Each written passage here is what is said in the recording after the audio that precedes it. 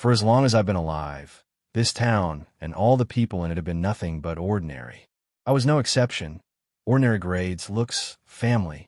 When I graduated from college, I came back and bought an ordinary house. I was the most average person I knew. That's why I don't understand how I got mixed up in this mess to begin with. It started a year ago. People began disappearing from our town. 2 every month, always on the 4th. No signs of struggle, no traces left behind. It was like the world just erased them. After the 3rd month, everyone started sleeping with the lights on, doors locked, windows nailed shut. The police patrolled the streets at night, but it never made a difference. Whoever, or whatever, was doing it didn't stop. I was terrified. Every small sound, every creak sent me straight to the basement, where I hid every night someone disappeared. I told myself it wouldn't happen to me. I wasn't important enough. But fear doesn't care about logic. I became paranoid. Bad dreams every single night. I'd think about all the missing people, see the pictures on their missing persons reports every time I closed my eyes. I could even imagine what their faces looked like when they did, twisted into agony and pain, haunting me. I got into the habit of checking my locks, sometimes twice, sometimes 3 times. The only door I ever left open was the one to the basement, just in case I had to hide in the bunker below. The 4th was coming again. May 4th. My birthday. The 13th month. I told myself that was just coincidence, but the thought stayed, chewing quietly at the edges of my mind. That night, the power went out just before midnight. It was so dark I could hear my own pulse in my ears. Then I heard footsteps above me, soft, deliberate. I didn't wait. I ran for the basement, locked the door, sat against it, flashlight clutched tight. I stayed down there for hours. The sound stopped eventually, or maybe I just stopped hearing it.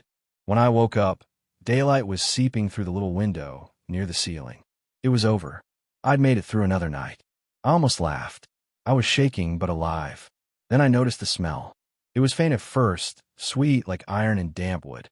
I told myself it was the pipes, or the mold, or maybe something old rotting behind the walls. But when I stood up, my foot slipped in something wet. There was a dark stain on the floor. Not large, but thick and dried at the edges. And there, in the corner, was the old storage room. The door was open. I thought maybe something had fallen over in the night. I took a step closer, but my flashlight flickered and died before I could see inside. The smell was stronger there. I told myself to leave it alone, to go upstairs, call someone, breathe fresh air. But when I turned, the basement door was wide open. I was sure I'd locked it. I didn't remember unlocking it.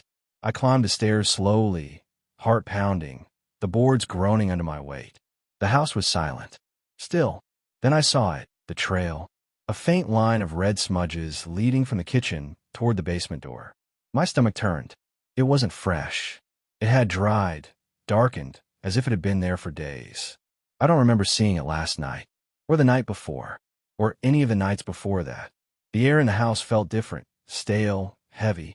I thought I heard something, a voice maybe, or a whisper, but it was only the wind pushing through the cracks. I stood there for a long time, staring at the stains, my mind trying to fit the pieces together. Every 4th, 2 people missing.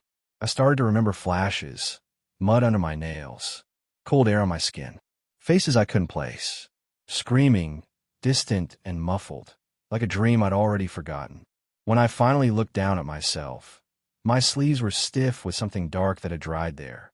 I looked around, my hands shaking and my stomach twisted into a knot. There were clothes in my laundry hamper, stained with dark, dried brown. They were piled. I couldn't even remember the last time I did laundry. I could find traces of it everywhere in my apartment. The smell was stronger now, so familiar I could almost taste it. I backed toward the basement, numb, unsteady. The air down there was cooler, quieter, easier to breathe. And then I understood. The basement wasn't where I hid from it.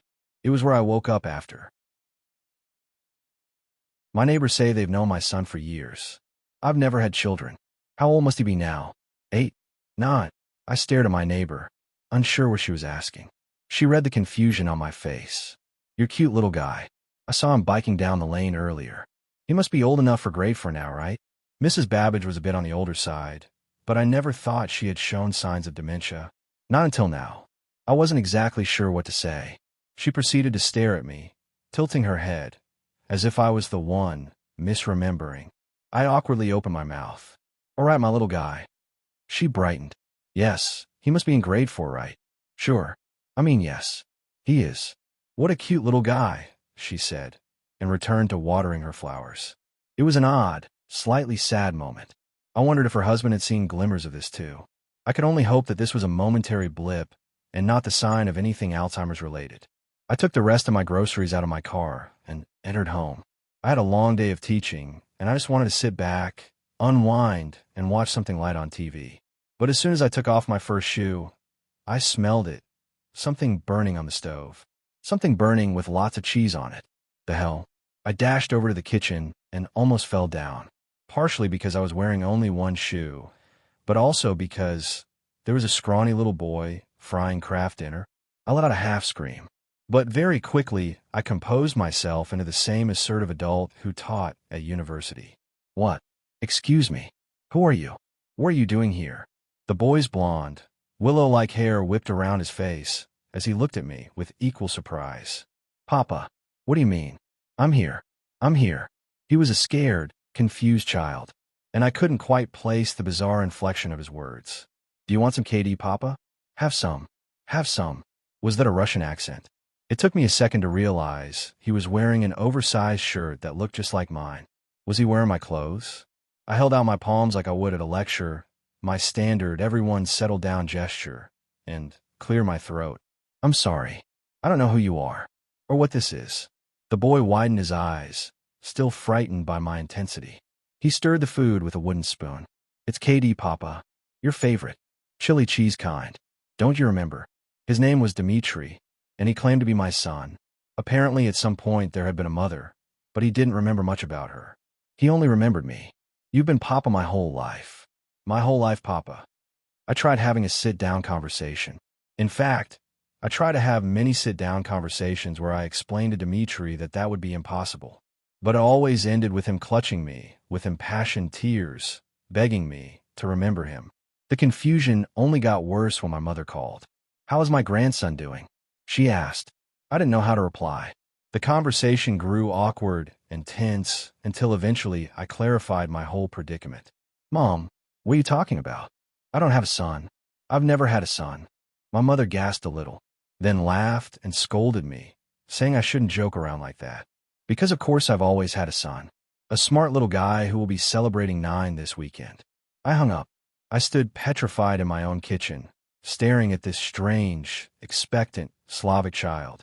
For the next 10 minutes all I could do was ask where his parents were, and he just continued to act frightened, like any authentic kid might, and replied with the same question. How did you forget me, Papa? My method wasn't getting me anywhere, so I decided to play along. I cleared my head with a shot of espresso. I told him my brain must have been scrambled from overworking, and I apologized for not remembering I was his father. He brightened immediately. It's okay, Papa. It's okay. He gave me a hug. You always work so hard. The tension dropped further as Dmitri finished making the noodles and served himself some. I politely declined and watched him eat, and he watched me watch him eat. So you're okay now? You're not angry? His accent was so odd. No, I said. I'm not angry. I was just a little scrambled. His eyes shimmered, looking more expectant. So we can be normal now. A warm chill trickled down my neck. I didn't really know what to say, but for whatever reason, I did not want to say yes, we can be normal now, because this was not normal. Far from it. This child was not my son. He started playing with his food and quivered a little, like a worried mouse seeking reassurance. Everything will be fine, I eventually said. No need to stress. Enjoy your noodles.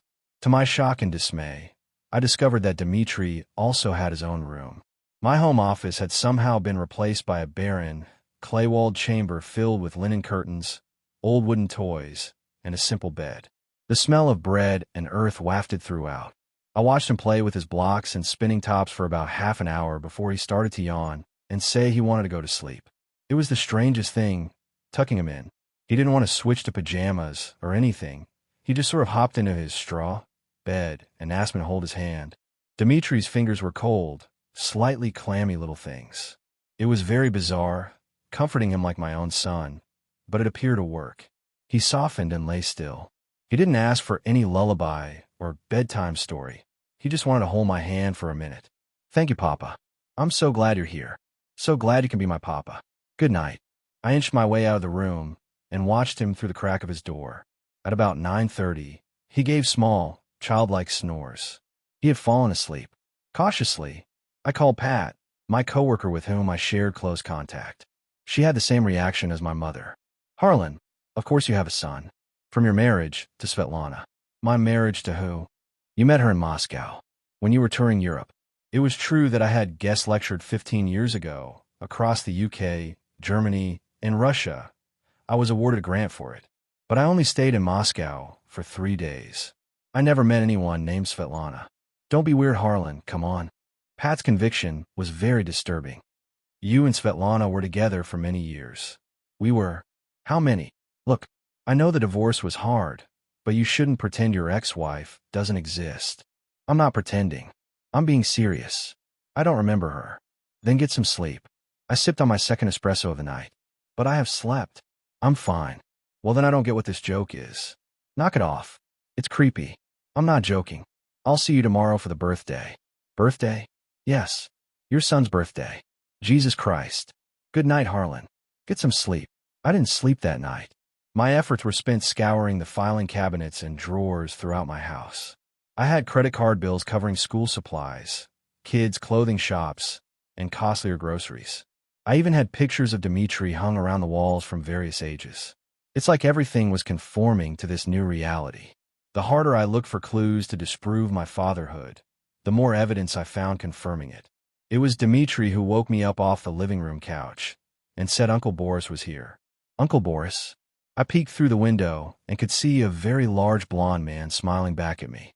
Behind him was a gaggle of other relatives, all speaking Russian to each other. Hello, Harlan. The blond man's voice penetrated past the glass. We are here for birthday.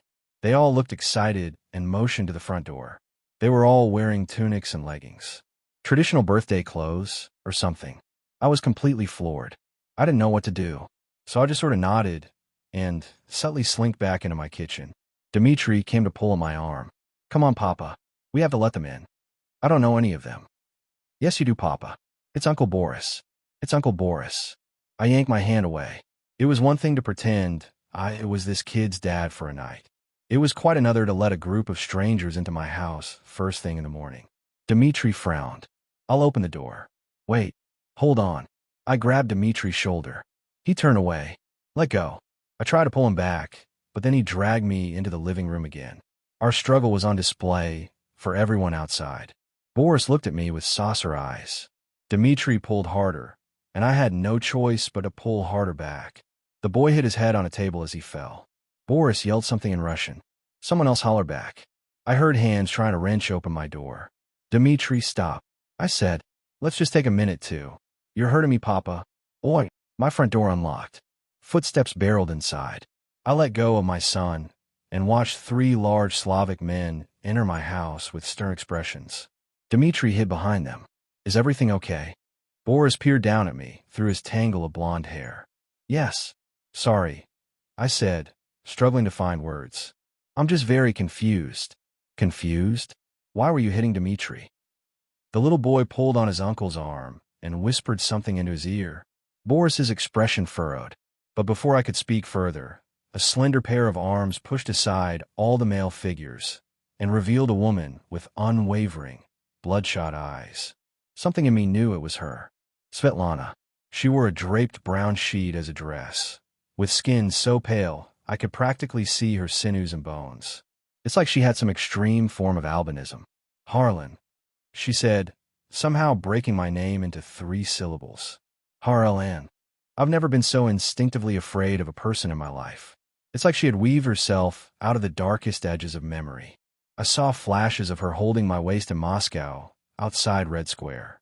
Flashes of her lips whispering chants in the shadows of St. Basil's Cathedral. Svetlana held Dmitri's shoulder, then looked up at me. Just tell him it will be normal. Tell him everything will be normal. No, this is not happening. None of this is real.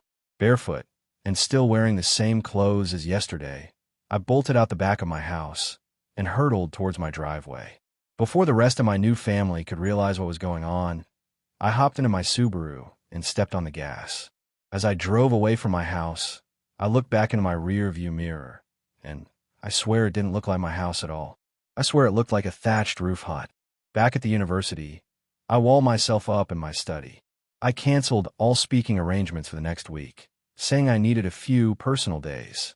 No one in my department knew I had a son. Nothing in my study indicated I had an extended Russian family. When I asked Pat about our phone conversation last night, her response was, "What conversation?" My mom said the same thing.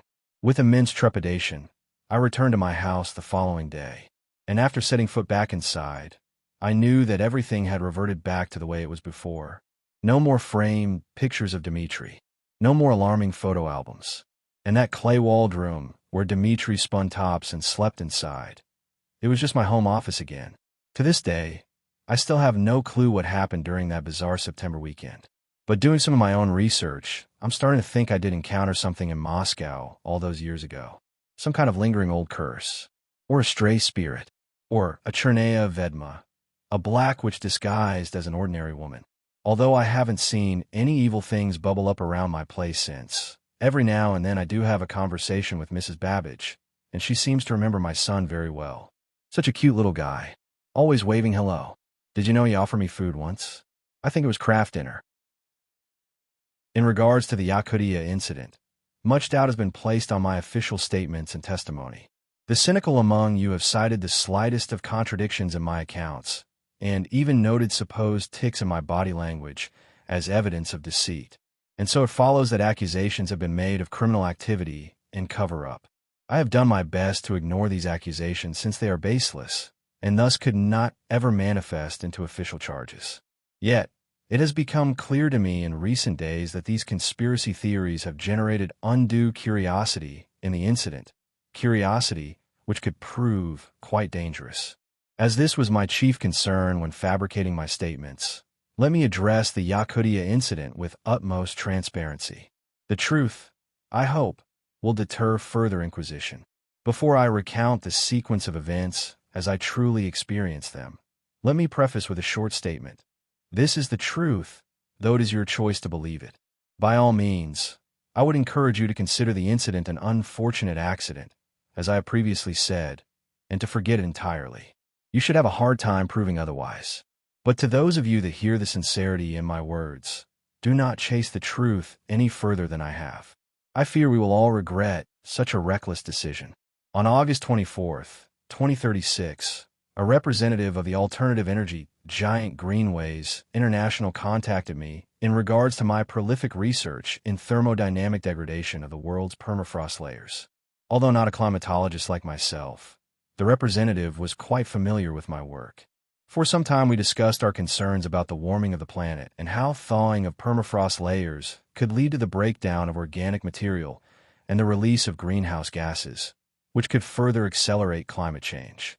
In particular, the representative mentioned Yudoma, areas of organic-rich Pleistocene-age permafrost, which I have expressed in my recent research as nothing short of a ticking time bomb.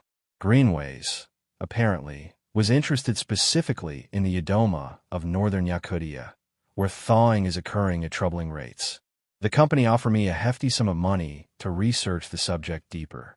Not one to look a gift horse in the mouth, I accepted the offer, asking only which other researchers would join me. The representative did not say. Instead, he babbled on about travel plans, necessary equipment, and other logistical concerns. From the moment I accepted, everything moved at a startling pace, but I assumed the company was as excited as I was.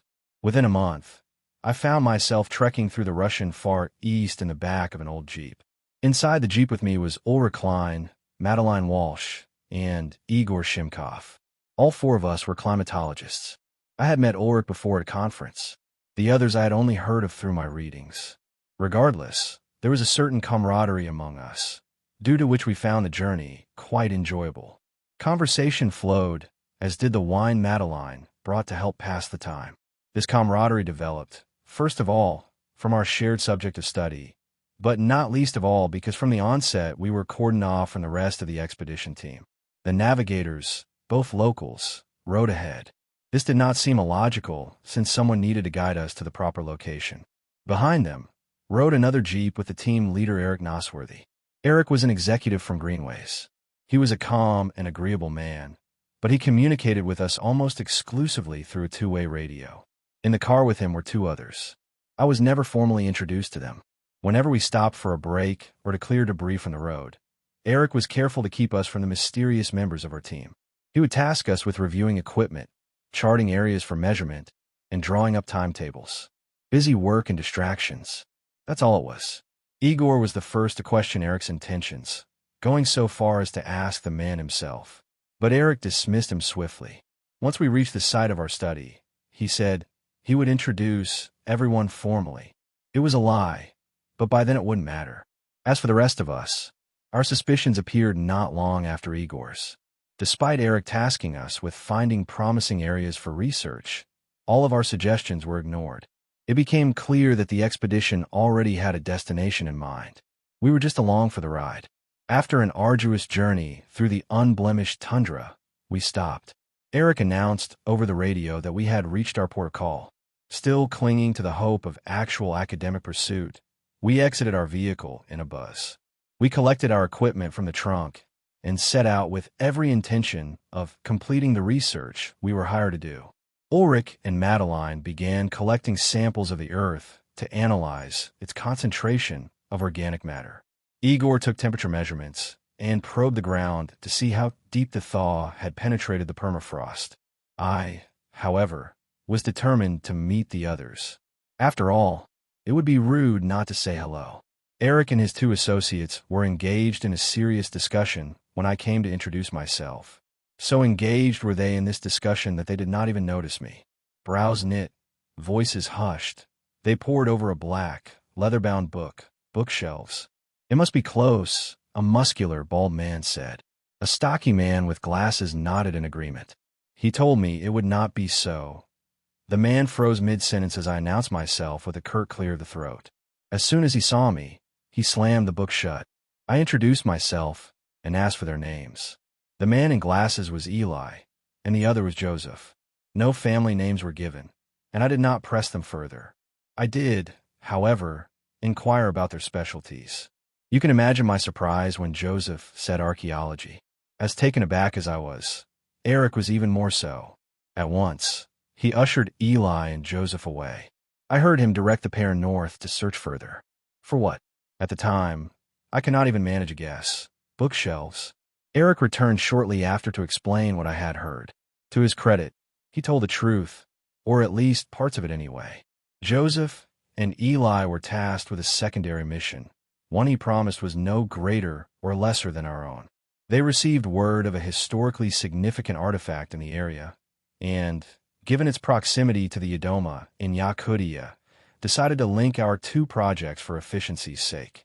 This did not seem entirely insensible, and I was glad to hear the truth for once, so I did not think to ask why this information was initially kept from us or what this artifact was. In any case, I returned to the team of climatologists to inform them of what I had learned. Igor was glad to hear his intuition was correct. Madeline was satisfied so long as their work continued, and Ulrich could not care less. Overall, the revelation was not one that sparked much discussion. We still believed we had a task to complete. Even if our mission was the lesser of the two, climatology has always been treated with such dismissive attitudes. To the uninformed, our work appears dull and inconsequential. Naturally, as students of the subject, we did not share in that opinion and considered our work more compelling.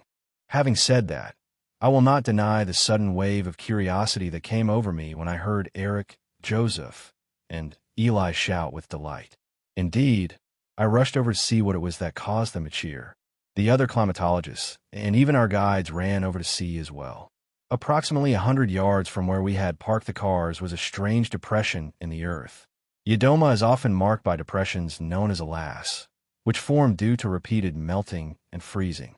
However, such depressions are never so pronounced as the one Eric and his secondary team stumbled upon.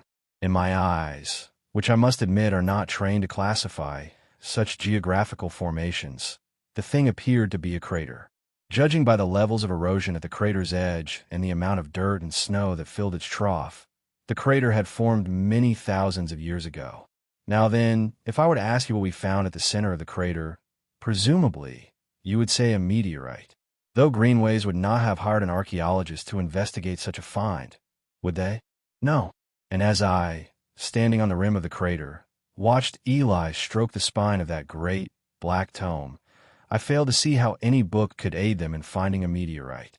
Nor could I reason why, having found the crash site, he still clung religiously to it, as if it were the Lord's holy testaments. No. At the center of the crater was not a meteorite. It was the artifact Eric had mentioned. For some time, I did not see it for myself. Joseph, either purposefully or otherwise, blocked our view as he dug away the dirt and snow piled on by centuries. This was not such a hard task given the poor state of Yakutia's precious permafrost. Nonetheless, we waited impatiently for the artifact to reveal itself to us. And when Joseph finally threw down his shovel, I descended into the crater to take a closer look. Artifact was not the word I would have chosen, for the thing seemed more like a monument. It was a perfect cylinder unaffected by erosion. Its surface was smooth except for a pair of helixes that encircled the artifact and crossed each other at increasing intervals as you neared its base. Centered at the top of the artifact was an orifice of sorts surrounded by 3 curved blades. The purpose and location of this relic were perplexing, even to Eli and Joseph.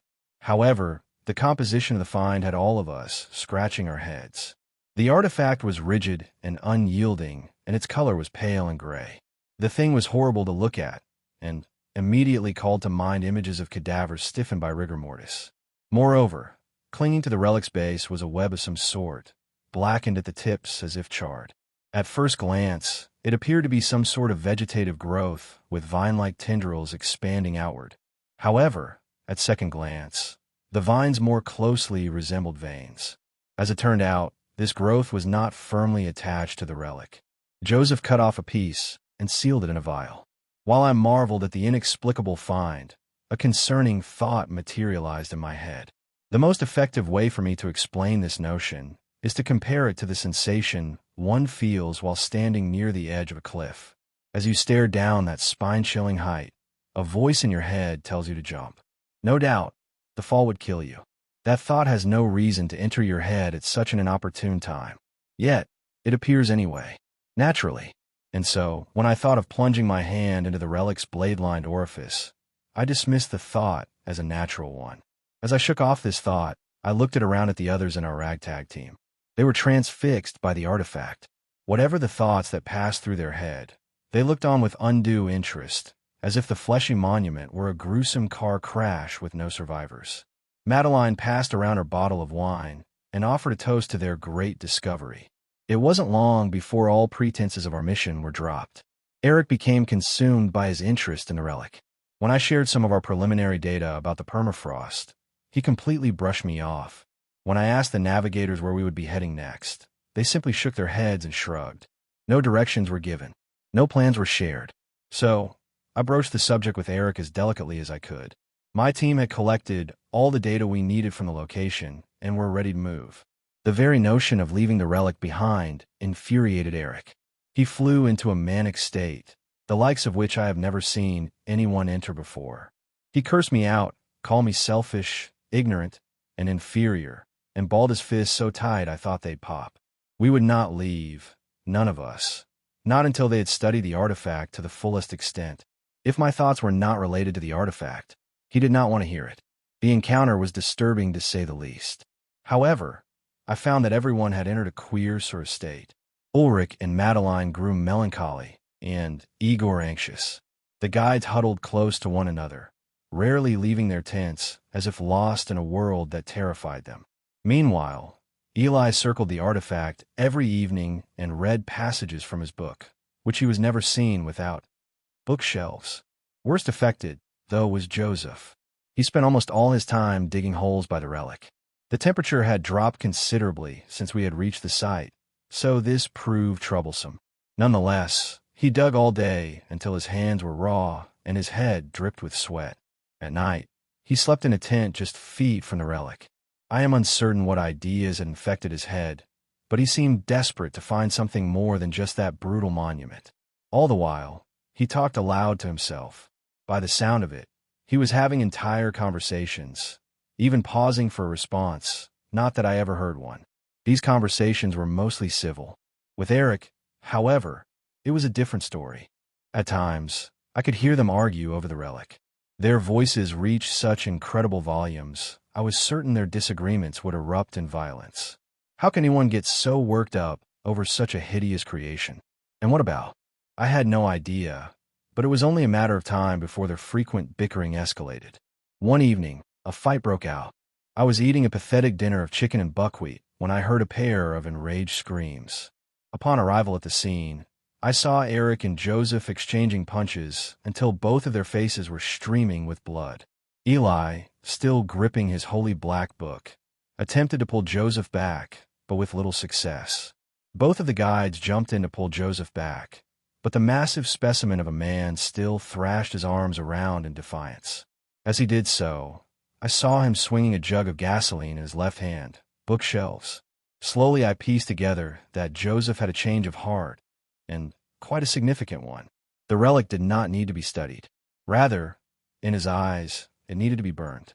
I, of course, had no investment in the artifact, but it seemed a waste to let Joseph destroy it after everyone's hemming and hawing over the revolting thing. So, I joined the effort to restrain Joseph. Together we wrestled the gasoline from his hand and tied him to the post inside his tent. Poor Joseph looked dreadful. His face was shockingly pale and gaunt, as if the skin was melting off his body. Since I did not often socialize with the man, I had no frame of reference, but I remember thinking his body was too long. The proportions just appeared off. In any case, I was more concerned with Joseph's sanity. He babbled endlessly about flesh and blood, and some nameless man he referred to simply as him. When it became clear to Joseph none of us understood what he was saying, he began to mutter about losing control. Naturally, we thought he was referring to the brawl, but that wasn't exactly the case. Once Joseph had settled down a bit, I returned to my tent to rest. The whole incident had drained me, and I did not even have the strength to finish my dinner. Unfortunately, my hopes for a restorative sleep were entirely misplaced. That night, I found myself soaring through distorted dreamscapes cloaked in red shadow. I tumbled down mountains of maddening heights, their great, stone bodies lined with pumping, black veins. And the world of our age was shattered so violently that no semblance of its former self could ever be reclaimed. In that hellish landscape, a voice spoke to me. So deep and booming was that voice that I took it to be the world itself. "Answer my call and obey," the voice said. "Make this world as all were meant to be." I awoke in a hot sweat, disturbed in part from the dream itself, but also by a growing commotion outside. No doubt Joseph was to blame. I could only assume he had escaped his bonds during the night and was continuing his plans to destroy the artifact. As I have already said, I had no investment in the artifact, so I considered leaving the others to resolve the issue on their own.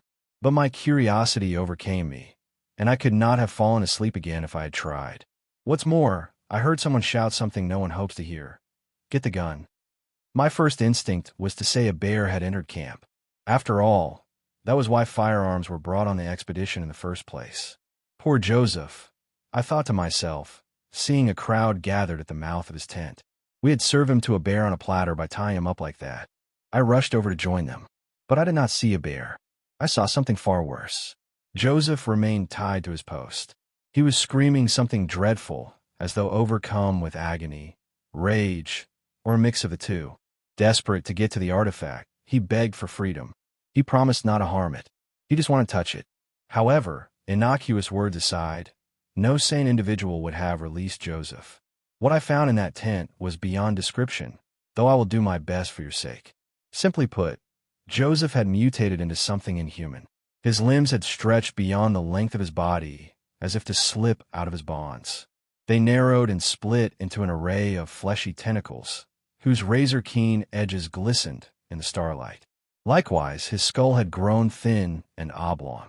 A fissure ran from the base of his head to the tip of his hairline. Even now I can hear the sickening crack of his skull as it split open and gushed blood. Ulrich, who I had not known as a holy man, crossed himself and prayed. Madeline retched on her shoes and ran away in disgust. The rest of us simply stood in a state of fearful wonder. The brain cannot comprehend that for which it has no reference. Whatever Joseph had become was not of our world, and so it paralyzed us to look on him. Our guides arrived on scene in short order. One carried a rifle, while the other carried the jug of gasoline. If the bullets didn't kill him, perhaps fire would. However, contrary to our beliefs, Joseph had not entirely lost his sanity. He was still lucid enough to fear death. Screaming, Joseph lashed out with his mutated appendages. As the guide with the rifle approached, one of the fleshy tendrils caught him by the leg. Blood spurted everywhere as the honed tentacle burrowed into his flesh. A second tentacle slashed him across the chest, cutting clean to the bone. Dead, or nearly so, the guide dropped the rifle. While Joseph flung the guide's limp body overhead, the second guide opened the jug of gasoline and poured it all over. Narrowly dodging a tendril, the guide pulled out a lighter and threw it into the tent. At once, the whole thing went up in flames, and Joseph shrieked in agony. Eric, who had grabbed the rifle, fired 3 shots. The first 2 hit Joseph in the chest. He wailed and thrashed outward with his flaming limbs. I heard his restraint snap and feared for my life. But the third shot hit Joseph in the head, and he stumbled back, muttering about the artifact with his dying breath. For some time we watched the tent burn, and Joseph along with it. I cannot recall what thoughts passed through my head, if any passed at all. How can one process such horrors with a complete grip on their rational faculties? Rationality had left us all behind. The only thing left to do was gawk like idiots. Eric was the first to turn away from Joseph's smoldering corpse. Notably, the rifle remained in his grasp. He paced around the campsite, glancing all the while at the fleshy monument. Frightened by his agitated behavior, I backed away slowly from the scene. But Igor caught me under the arm and pulled me towards our armed director. I was his moral support. "What the hell is going on here?" he asked. Madeline, who had finished emptying the contents of her stomach, joined Igor in his anger. "This was never about the Yadoma, was it?" she said. Even Ulrich spoke up. "You owe us an explanation," he said. Understandably, our remaining guide was the least forgiving of Eric's secrecy. His friend had died for a mission none of us fully understood. If not for the gun in Eric's hands, I believe the guide would have paid blood with blood. Instead, he could only curse and stomp around in anger. Silent as the night, Eli appeared beside us with his book in hand. He adjusted his glasses and sighed from deep within his chest. "If you won't tell them," he said to Eric, "then I suppose I will." "Eli, we swore to dash. Someone is dead, Eric. Let them hear the truth." "Very well. But the mission does not change," he said. In a calm, calculated manner, Eli proceeded to tell us how the entire climate mission was a cover for PR purposes. We had expected as much and agreed that Greenway shareholders would not be thrilled to hear about their energy company partaking in meaningless archaeological expeditions. However, as Eli explained in excessively reasonable and measured terms, there was a meaning behind their venture. To emphasize his point, he held up the black, leather-bound. The great Gothic tome was, he claimed, the Demon's Grimoire. Not a translation, not a copy, but the very book of legend. Doubtlessly, you need no reminder of the stories. All who glimpse its pages are destined for a terrible and gruesome end. So, you can imagine the murmur that ran through the lot of us. Whether or not we believed Eli was beside the point. The truth had already taken a rotten turn. However, determined to explain himself, Eli continued. The stories we had heard about the book were simply that. If he was to be believed, the Demon's Grimoire contained a great wealth of knowledge about what the world was and could be. Knowledge supposedly passed down by godly beings from beyond. As it pertained to their expedition, the grimoire spoke of an ancient city built by the gods themselves. The book did not say where exactly this city was located. However, that revelation came in a dream. According to Eli, Eric and Joseph shared this very same dream on the very same night after reading the Demon's Grimoire together one evening.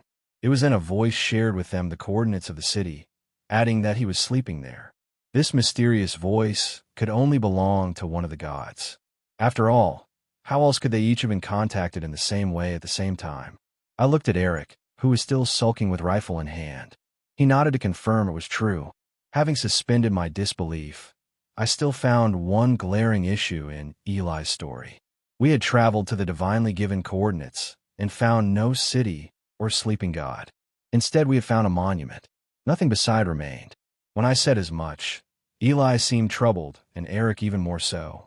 "It must be here," our director said. "We will not leave until we find it." "And Joseph?" Igor asked. "Yes. What of Joseph?" I thought. Joseph himself had heard his God's call and come running to the desolate tundra to receive his blessings. Instead, he was treated to madness and mutation, neither of which I could accurately explain.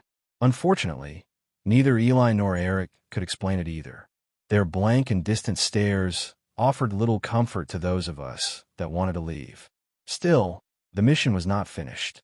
On the contrary, Eric decided to accelerate excavation with controlled explosions of ammonium nitrate. Offering our gun-toting leader all due respect, I objected to this idea. Naturally, I was overruled. Eric detonated one explosive before realizing his mistake. The ammonium nitrate ignited a pocket of methane, of which there are many in Yakutia's thawing permafrost, and burst into a massive ball of flame. In addition to nearly killing Eric, the explosion also came dangerously close to the relic. Fractures ran through the ground, which shifted under the revolting artifact. One more explosive, and he was likely to return it underground, where it rightfully belonged. Eric had no choice but to continue Joseph's work with the shovel, and a load of good it did. After days of work, he had not found a single sign of the ancient city or his god. It was obvious to me, as I am sure it is to you, there was no city to be found. Even so, people were growing restless. Madeline and Ulrich joined Eric and Eli in their search, if only to get home sooner. But the work seemed to sap the very life force out of them. In a matter of hours, I noticed a severe decline in their health and mood. More and more they resembled Joseph before his imminent demise. Their faces had grown long and pale. Sweat dripped from their willowy bodies, and madness slipped into their speech.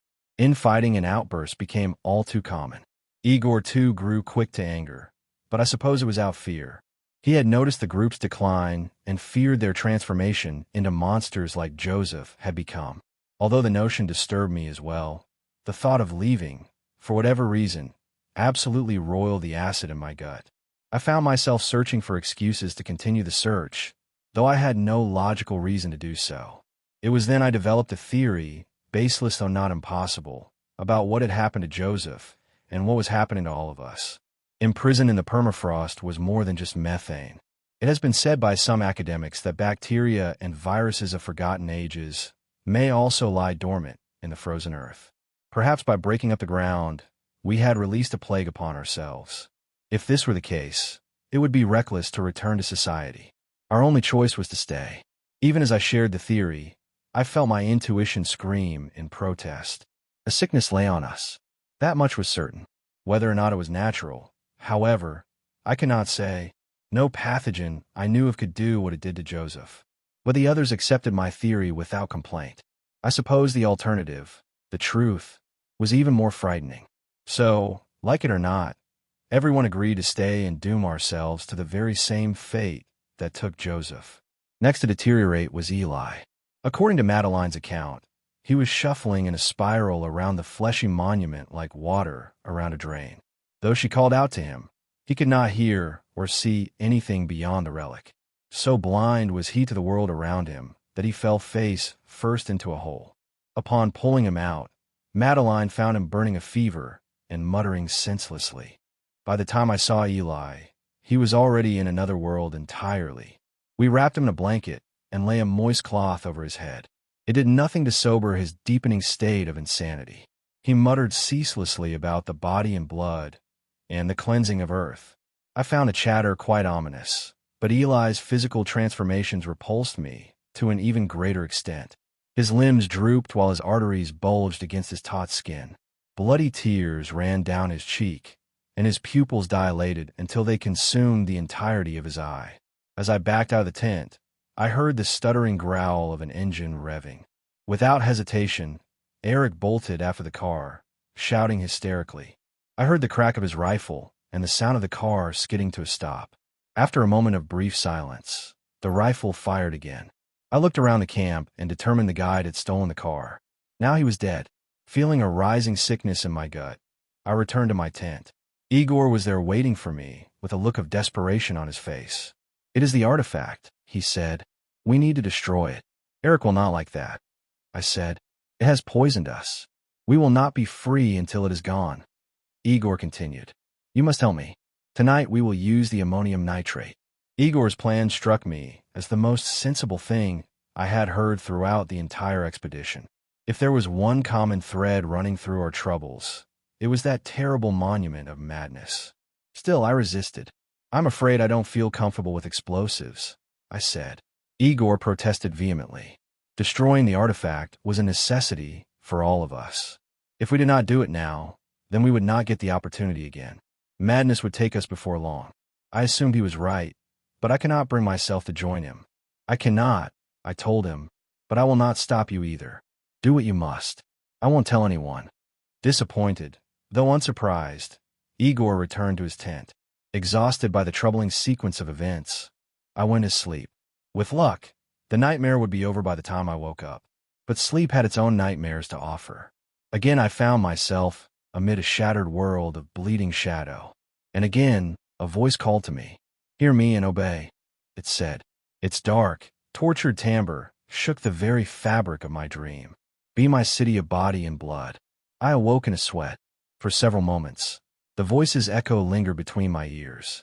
Gasping for air, I sat up and stared ahead. Just then a silhouette passed by the entrance to my tent. It was still nighttime, so I could only assume it was Igor about to enact his plan. Rather than lie in wait for an explosion to startle me, I got up to follow him. But it was not Igor sulking through the darkness. It was Eli. If not for his glasses, I would not have recognized him. The man's rotund belly had caved in as his back had hunched over. His sinking arms had taken on a vegetative texture like dusky roots reaching ever downward with bristly hairs feeling for sustenance. The skin below his eyes drooped down an inch, showing a long stretch of moist, pink flesh that glistened in the starlight. Notably, Eli's black book was missing, bookshelves, advertisements only a madman would approach him, and that I had not yet become. Instead, I sated my curiosity by following from a distance.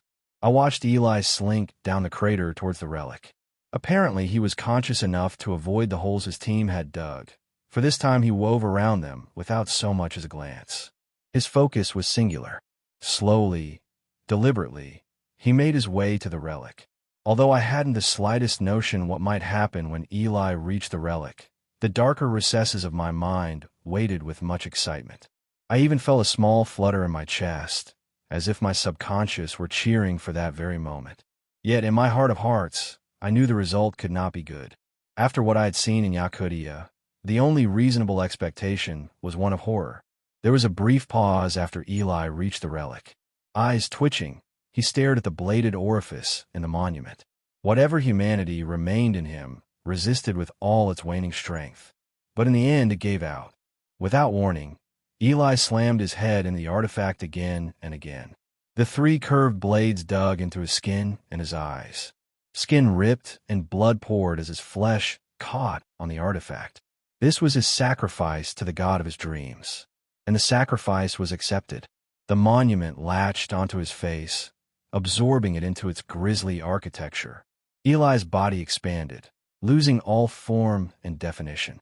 He became a sheet of writhing flesh that smothered the cold, dense earth. Black veins forked through his stretched tissue as it reached for yards in every direction. Terror and revulsion swallowed whatever curiosity lingered inside me. I stood, dumbstruck, grasping for words to make sense of what I had seen. Not far off, Igor jogged towards me. He carried a bag of ammonium nitrate in one hand and a small detonator in the other. His stupefied expression reflected mine perfectly. "Do you see?" he said. "We have to destroy it." I was in complete agreement. Yet, it pained me to say so.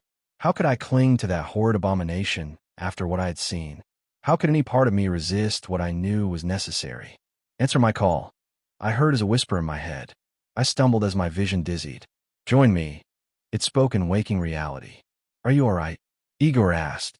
"Yes, I'll do it. We must do it." Igor started towards the fleshy artifact when a shot rang behind me. Instinctively, I ducked to avoid harm. When I looked back, I saw Eric standing over me with his rifle smoking. Thankfully, I was unharmed. Igor, however, felt his knee. Blood steamed as it ran in hot streams down his leg. "It is what he wants," Eric said. You can't interfere. I won't let you. He ran into the crater as Igor stumbled to his feet. With the butt of his gun, Eric beat Igor over the head once, twice, 3 times. After the 3rd blow, the detonator fell from his hand. Against my best judgments and the voice clawing at the edge of my hearing, I rushed to grab it. I succeeded in this endeavor and in drawing Eric's attention. Seizing the opportunity, Igor limped towards the monument with the ammonium nitrate in hand. Eric did not so much as look. Somehow he knew Igor's fate was already sealed. As soon as Igor approached the expanse of undulating flesh, a tentacle sprung out. It wrapped around his neck and pulled him forward. At once, Igor dropped the explosives and dug his hands into the dirt. But the veiny tendril dragged him without burden, and already blood spilled from his throat. I could smell the iron in the air. In a matter of seconds, the blanket of flesh consumed him. Igor screamed in a gut-wrenching tone, but only for a moment. Once his body melded into the collective, the throbbing mass expanded, forming strange, geometric pillars that appeared designed by some cruel and twisted architect. With eyes glossy and forked with veins, Eric looked at me and grimaced. His nostrils flared, and his lip twitched, all the while a crack carved a path through his brow. Bulbous, red tumors pushed through the fissure, forming into eyes and mouths and bones. I heard the voice again, this time from Eric's own lips. "Why do you resist me?" it said. Eric threw away the gun in a threatening display of confidence. Behind him I could see the mutated figure of Ulrich Hall, a screaming Madeline, to the monument. Together they fell into the mass of sculpted meat and blood. Madeline's shouts darkened and stuttered as her face was absorbed into the hole. Ulrich melted without a sound. Their sacrifices fed the monstrous city of flesh, which spread to unexpected heights. Once all there was, the horrid monument now seemed a simple stroke on a canvas of ever-expanding horrors. "Do you not understand?" the voice said. "Already my signal rolls across the land, infecting the minds of every living thing. They will join to me, and we will grow until the world is alive with flesh and blood. Who are you to stop me? The earth is thawed. I cannot be buried now. I was no one." The more its words seeped into my head, the more it seemed so. I was a servant, a slave, a sacrificial lamb. My body was forfeit and my mind incommensurate with the grandeur of my God. Eric grabbed me by the ankle and dragged me forward to join the rest. I was inclined to let him. Yet, as I approached my imminent death, I saw the explosives lying where Igor had left them, just inches from the corporeal city. In my fleeting identity, I roused the last of my will and remembered the simple plan Igor had formed. As I triggered the detonator, I hoped the god was wrong. Perhaps it could still be buried. Igniting upon an underlying pocket of methane, the ammonium nitrate exploded in a glorious blast of fire. Fragments of flesh and bone erupted outward, and blood rained from the sky. Tremors shook the earth, and the ground fell inward. I scrambled manically to get out in time. Eric was not so lucky. Where he once stood, I now saw a cloud of dust and a splatter of red. As for the artifact, I could not say whether it was buried or destroyed. It was nowhere to be seen, and frankly, that was the only comfort I needed. The god's voice fell silent, and my sanity flooded back to me. I took one of the jeeps and fled that cursed place with reckless abandon. And so it was that I returned to you, the lone survivor of a living nightmare. For some time I endured that truth in silence, suffering your twisted conspiracy theories and pointed accusations. I did it for you, so the truth could never lead you to such cruel terrors as I had experienced. Yet, you have beaten me beyond my patience. If you cannot keep quiet, I reasoned, then no longer could I. Now take my honest account and put your curiosity to rest, because it can only do you harm. Bury it, so you should never think to look for it again. Please, for all our sakes.